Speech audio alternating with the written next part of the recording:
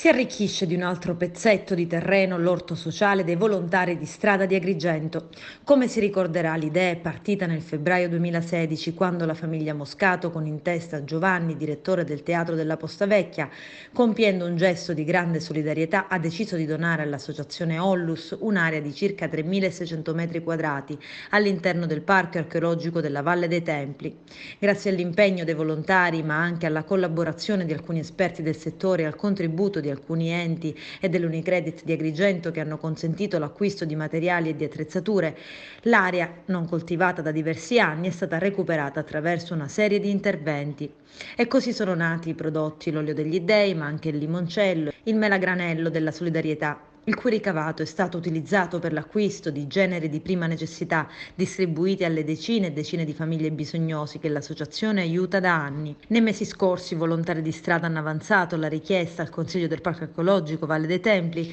di ottenere a titolo gratuito un terreno non coltivato confinante. Appello raccolto con grande disponibilità e sensibilità dal Consiglio dell'Ente Parco. E così il presidente dell'associazione Ollus Volontari di Strade di Agrigento, Anna Marino, il direttore dell'Ente Parco Archeologico Valle dei Templi, Giuseppe Parello, hanno firmato un documento con il quale viene concessa all'associazione, per la durata di 6 anni, una particella di terreno all'interno del parco.